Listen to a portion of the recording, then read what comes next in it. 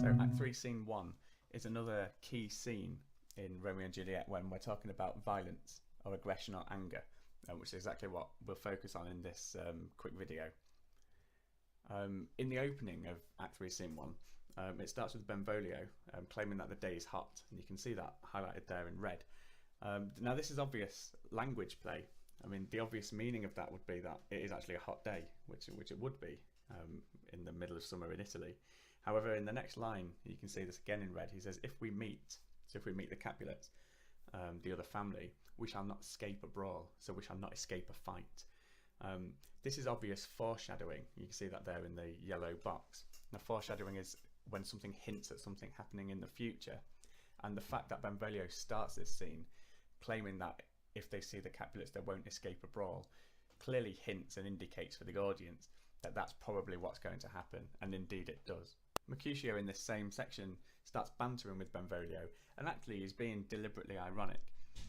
Benvolio has always been seen as the peacekeeper, but in Mercutio's lines here he says that Benvolio likes fighting. He says he's as much likely to fight as anybody else. If he saw somebody in a tavern or in a pub, he would be involved in that fighting. And again, this is foreshadowing.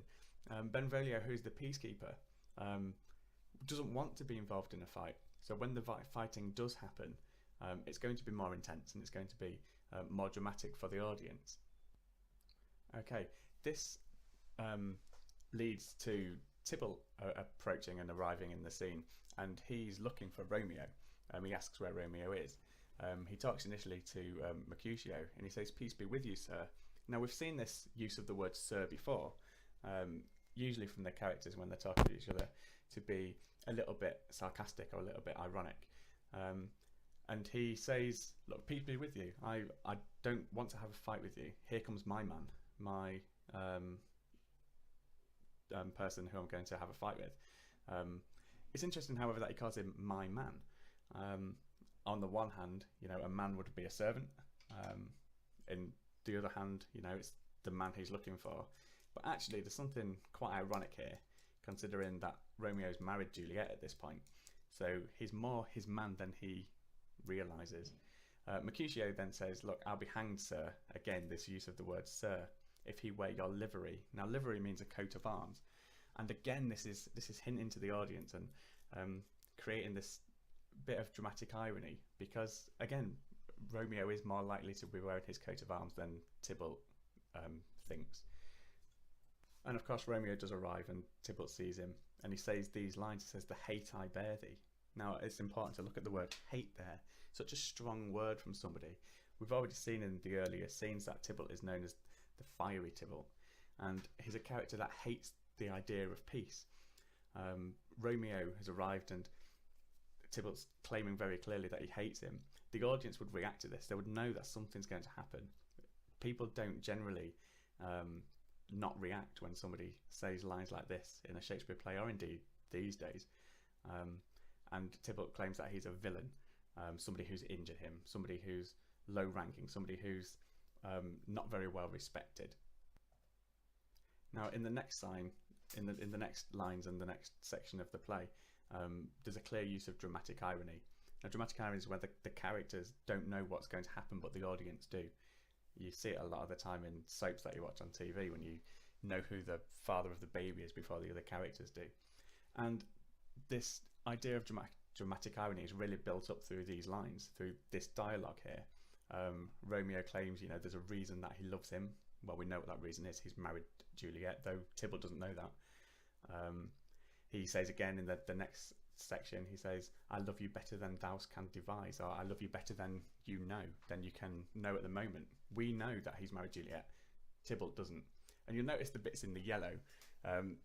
Now, the language of Romeo and Tybalt, they echo each other. They echo what each other say. So Tybalt called Romeo a villain, and he says, "Villain I am none." Tybalt accuses him of injuring him, and Romeo says, "I never injured thee." And I think it's important to recognise that these two echo each other. It might be worth considering whether we think these are more similar characters than we would initially think. In thinking about this, it's worth considering whether we blame Tybalt more for what happens in the play, or Romeo more for what happens in the play, both of them, in a sense, have very strong values and loyalties, but both of them, again, are prepared to break them to get one over on the other family.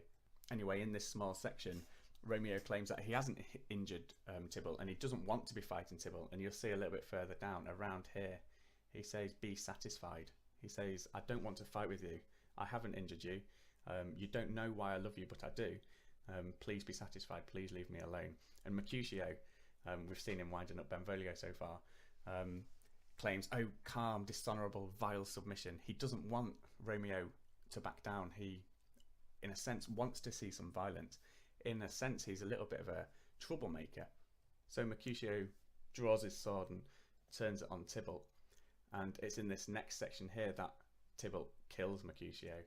So Romeo doesn't want to fight, and he looks to Benvolio, who, again, we saw in the beginning of the scene, is the peacekeeper, to try and help Romeo to stop the fighting. And Romeo reminds the characters that the prince has warned them. He says, the prince expressly hath forbidden bandying in Verona's streets. The prince does not want them fighting in the streets. But of course they do fight, and Mercutio in the end does die. There's a bit of a scuffle. Romeo gets in the way. Tybalt pushes his sword forward underneath Romeo's arm, aiming for Romeo, I would suspect, and Mercutio gets stabbed.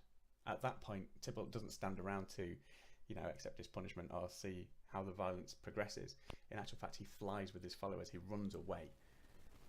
It's important here, you'll notice the foreshadowing box has just come up, and this particularly reminds us that the prince said that the lives will pay the forfeit of the peace. He said that in Act 1, Scene 1. And hasn't that just come true? Their lives have paid the forfeit of the peace. Of course, we would have expected the prince to be the person who took their lives, but actually Tybalt has just taken Mercutio's, and then we will see Romeo banished, which in a sense doesn't, his life in that case doesn't pay the forfeit of the peace, or not his actual life, but the life that he wanted, the life with Juliet, certainly has, and certainly does. Mercutio then says how he's hurt, and he curses both the families. He doesn't blame one family over the other. You'll remember in the prologue we're told that the families are both alike in dignity, and although it seemed that Mercutio was siding with Romeo, he says a plague on both your houses. And actually in the play, though we won't look at it now, he repeats this a number of times: a plague on both your houses. He's cursing both of their houses. He thinks that both families are equally to blame. And in the bottom lines, he introduces a little bit of humour. Benvolio asks if he's hurt, and he says, "Oh, it's only a scratch, it's only a scratch." However, he knows that it's enough to fetch a surgeon, so somebody who repairs massive wounds. We know ultimately that Mercutio is going to die, which again for the audience is something that they've been waiting for. They know that they're seeing the tragedy of Romeo and Juliet, and it's about time really that some violence and tragedy actually happened. Okay, of course, Mercutio, one of Romeo's best friends, has just been killed, and Romeo's devastated. So instead of remembering the prince's warning, he does what any friend in those days apparently would have done, and he decides it's important for him to get his revenge.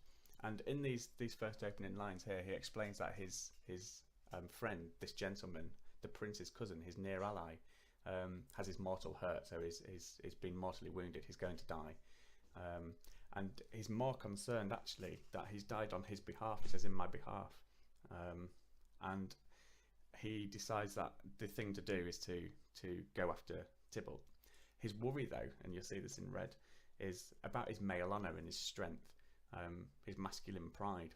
He says, "Oh sweet Juliet," he loves Juliet, remember, "thy beauty hath made me effeminate," or not very manly, "and in my temper softened valour's steel." So he's concerned that his ability to fight and his ability to be strong has been compromised because he's in love with Juliet. The male pride and the male strength for him has been forgotten. Qualities which are very important, we've seen from the very beginning, have taken a side turn because he's fallen in love with Juliet, and he's put himself before everybody else. And again, it's worth mentioning in your essays or discussions that it's this lack of male honour, as well as the death of Mercutio, which is really troubling Romeo now. Benvolio then says, "Look, oh Romeo, brave Mercutio is dead." Now again, it's important to recognise where this cross-reference has come from. We know that Juliet says, "Oh Romeo, from the balcony," and this phrase, these two lines, "Oh Romeo, I don't think have been placed there by accident. They remind us clearly that Juliet is one of the hidden characters in this scene. She's still somebody who the actions in the play are taking place on behalf of. I don't think she's innocent, but I think that's for you to decide, actually. And there's a clear sense of audience impact here. We know that Romeo is going to go after Tybalt, and the audience who have been waiting for tragedy and waiting for violence and waiting for excitement know that this is the pivotal point in the play. This is the bit where everything's going to turn around, and of course it does. Romeo decides that fiery-eyed fury be his conduct now. He is enraged. He has to go after Tybalt and have to get revenge for his friend's death.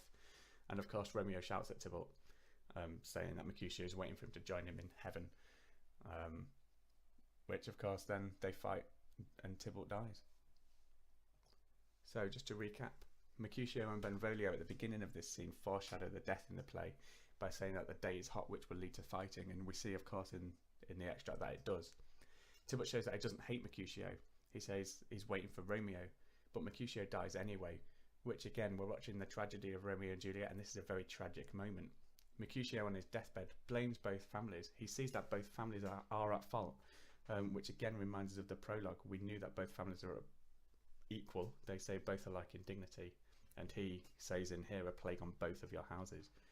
Romeo doesn't want to fight with Tybalt, and he says that he loves him, but we know that this is dramatic irony, because he doesn't know what we as the audience do know, and the audience would find this very, very dramatic and very exciting. Romeo again worries that his love for Juliet has made him effeminate, which links to this idea of male honour and pride and strength, which is something that Romeo at the moment doesn't feel he has. And then Romeo kills Tybalt at the end, and then he flees. So again, linking to this idea of male strength, we were worried, and the characters were worried when Tybalt ran away, but then the only thing that Romeo does after he's killed Tybalt is run away as well. All of this reminds us of the prince's warning at the beginning, when he said that their lives would pay the forfeit of the peace. So in some way or another, their lives actually have paid the forfeit.